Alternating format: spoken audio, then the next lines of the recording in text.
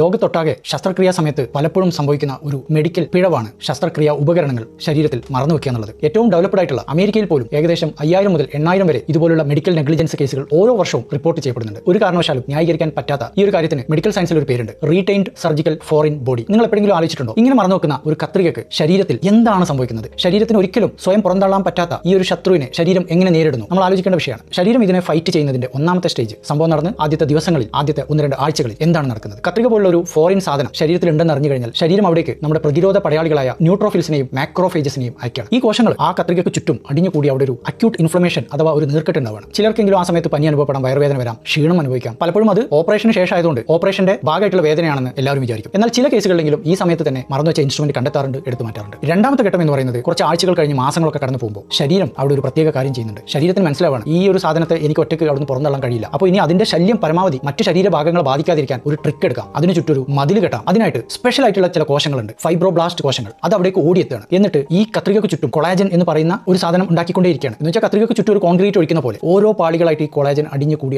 അതൊരു ക്യാപ്സ്യൂൾ പോലെ ഈ കത്രികയെ പൊതിഞ്ഞിരിക്കുകയാണ്. ഇതിനെ എൻകാപ്സുലേഷൻ എന്ന് പറയും. അങ്ങനെ ഈ കത്രിക ക്യാപ്സ്യൂളിനകത്തായി കഴിയുമ്പോൾ കള്ളനെ പിടിച്ച് ജയിലിടുന്ന പോലെയായി. കാലക്രമേണ ഈ ക്യാപ്സ്യൂൾ വളരെയധികം കട്ടിയുള്ള ഒരു അവസ്ഥയിലേക്ക് എത്തിപ്പെടും. ഭയങ്കര ഹാർഡായിരിക്കും. മൂന്നാമത്തെ ഘട്ടം എന്ന് പറയുന്നത് ഈ ക്യാപ്സ്യൂളിലുള്ള ഫൈബ്രസ് കോശങ്ങൾ തൊട്ടടുത്തുള്ള അവയവങ്ങളിലേക്ക് പടരുന്നതാണ്. അതിന്റെ ഭാഗമായിട്ട് കുറെ പാടകൾ അവിടെ ഉണ്ടാവും. ഇതിനെ അഡ്ഹീഷൻ എന്ന് പറയും. ഇതൊരു പശ പോലെയാണ്. കുടലിന് ചുറ്റും വരാം, തൊട്ടടുത്തുള്ള മൂത്രസഞ്ചിയിലേക്ക് വരാം, വയറിനകത്തുള്ള മറ്റ് അവയവങ്ങളിലേക്ക് ഇത് ഒട്ടിപ്പിടിക്കാം. അങ്ങനെ വരുമ്പോൾ ഇത് വലിയ പ്രശ്നത്തിലേക്ക് പോകും. ഒരു ഉദാഹരണത്തിന് കുടലിനെയാണ് ഇത് ഒട്ടിപ്പിടിക്കുന്നതെങ്കിൽ കുടലിനകത്തോടുള്ള ദഹനം വേണ്ട രീതിയിൽ നടക്കാതെ ഇൻഡസ്റ്റൈനൽ ഒബ്സ്ട്രക്ഷൻ എന്ന് പറയുന്ന ഡേഞ്ചറിലേക്ക് പോകാം. വയറ് പെട്ടെന്ന് സ്തംഭിക്കുന്ന അവസ്ഥ, അതല്ലെങ്കിൽ വിട്ടുമാറാത്ത വയറുവേദന വരാം. സ്ത്രീകളിലെ റീപ്രൊഡക്ഷന്റെ ഭാഗങ്ങളെ ബാധിക്കുകയാണെങ്കിൽ വന്ധ്യത സംഭവിക്കാം. നാലാമത്തെ ഘട്ടം എന്ന് പറയുന്നത് മാസങ്ങളും വർഷങ്ങളും കഴിയുമ്പോൾ, പ്രത്യേകിച്ച് കത്രികയുടെ കൂർപ്പുള്ള ഭാഗങ്ങളാണെങ്കിൽ അത് പതുക്കെ ഈ ക്യാപ്സ്യൂളിൽ നിന്നും പുറത്തേക്ക് ചാടാൻ ഉള്ള ഒരു സാധ്യതയുണ്ട്. ഇതിനെ ഇറോഷൻ എന്ന് പറയും. ഇങ്ങനെ വരുമ്പോൾ ഈ മൂർച്ചയുള്ള ഭാഗം കുടലിലേക്ക് വരികയാണെങ്കിൽ കുടലിൽ ഒരു ദ്വാരം ഉണ്ടാവുന്നുണ്ട്, അവിടെ ഒരു ടണൽ പോലെ വരികയാണ്. ഇതിനെ ഫിസ്റ്റുല എന്ന് പറയും. ഇനി അത് മൂത്രസഞ്ചിയിലേക്കാണ് തുളച്ചു വരുന്നതെങ്കിൽ മൂത്രത്തിൽ വിട്ടുമാറാത്ത ഇൻഫെക്ഷൻസ് വരാം. വയറിനകത്ത് രക്തധമനികളിലേക്കാണ് ഇത് വരുന്നതെങ്കിൽ ബ്ലീഡിംഗ് സംഭവിക്കാം. അഞ്ചാമത്തെ ഘട്ടം എന്ന് പറയുന്നത് ഈ ക്യാപ്സ്യൂളിനകത്തും ഈ ഇൻസ്ട്രുമെന്റിന് ചുറ്റുമായിട്ട് ചിലപ്പോൾ ബാക്ടീരിയകൾ അടിഞ്ഞുകൂടി വിട്ടുമാറാത്ത അണുബാധ കാരണം പഴുപ്പ് അടിഞ്ഞു കൂടുന്ന ആപ്സസ് എന്ന് പറയുന്ന അവസ്ഥ വരാം. അങ്ങനെ വരുമ്പോൾ നീണ്ടു നിൽക്കുന്ന പനിയും വയറുവേദനയും സാധാരണയാണ്. രക്തത്തിലെ ESRഉം CRPയും കൂടിക്കൊണ്ടേയിരിക്കും. ഇനി രോഗിയെ സംബന്ധിച്ചിടത്തോളം എന്തൊക്കെ ലക്ഷണങ്ങളാണ് ഇതിൽ നിന്ന് സംഭവിക്കാൻ നോക്കാം. പലപ്പോഴും ആദ്യത്തെ മാസങ്ങളും വർഷങ്ങളും ഭൂരിപക്ഷം ആളുകൾക്കും സൈലന്റ് ആയിരിക്കും, ഒരു അസ്വസ്ഥതയും അനുഭവപ്പെടുന്നില്ല. വേറെ എന്തെങ്കിലും ആവശ്യത്തിന് വേണ്ടിയിട്ട് എക്സ്റേ എടുക്കുക അല്ലെങ്കിൽ സ്കാൻ ചെയ്യുമ്പോഴായിരിക്കും ഇത് കണ്ടുപിടിക്കുന്നത്. ചില ആളുകൾക്ക് അസ്വസ്ഥത ഉണ്ടാവും, എന്നാലും ഇത് ഇൻസ്ട്രുമെന്റ് മറന്നു വെച്ചതിന്റെ എന്നുള്ളത് ആരും ഡയഗ്നോസ് ചെയ്യില്ല. മറ്റു ചിലർക്ക് വിട്ടുമാറാത്ത ഒന്നും മനസ്സിലാത്ത രീതിയിലുള്ള ഒരു അസ്വസ്ഥകൾ വരാം. അവിടെ ഇവിടേക്കായിട്ട് ഓരോ വേദനകൾ, ക്ഷീണം, ഉള്ളിലുള്ള ഒരു പനി. എന്നാൽ ചില ആളുകൾക്ക് ഇത് പെട്ടെന്ന് കുടലിൽ ഒബ്സ്ട്രക്ഷൻ ഉണ്ടാക്കുകയാണെങ്കിൽ അതല്ലെങ്കിൽ ഇറോഷനിലൂടെ പുറത്തേക്ക് വരികയാണെങ്കിൽ കുടൽ അടഞ്ഞു പോകുന്ന അവസ്ഥ വരാം, വയറിനകത്ത് വിട്ടുമാറാത്ത ഇൻഫെക്ഷൻ വരാം, ബ്ലീഡിംഗ് സംഭവിക്കാം. ഇതിനൊക്കെ പുറമെ പഠനങ്ങൾ കാണിക്കുന്നത് ഇങ്ങനെയുള്ള രോഗികൾക്ക് കടുത്ത മാനസിക പ്രശ്നങ്ങളിലേക്ക് അവർ പോകുന്നതാണ്. പ്രത്യേകിച്ച് ഇങ്ങനെ ഒരു ഇൻസ്ട്രുമെന്റ് അവരുടെ ശരീരത്തിൽ ഇത്രയും കാലം ഉണ്ടായിരുന്നു എന്ന് അവർ തിരിച്ചറിയുന്നത് മുതൽ സ്വാഭാവികമാണ്, അവർ കുറ്റം പറയാൻ പറ്റില്ല. ഒരുപാട് കാലമായിട്ട് അവർ അനുഭവിച്ച അസ്വസ്ഥതയെല്ലാം ഇങ്ങനെ തടയാമായിരുന്ന ഒരു മെഡിക്കൽ നെഗ്ലിജൻസ് കൊണ്ടായിരുന്നു എന്ന് അവർ തിരിച്ചറിയുമ്പോൾ അത് അവരെ ഡിപ്രഷനിലേക്ക് കൊണ്ടെത്തിക്കുകയാണ്, സ്ട്രെസ് ഡിസോർഡറിലേക്ക് എത്തിക്കുകയാണ്. അവർക്ക് മെഡിക്കൽ സയൻസിനോടുള്ള വിശ്വാസം നഷ്ടപ്പെടുകയാണ്.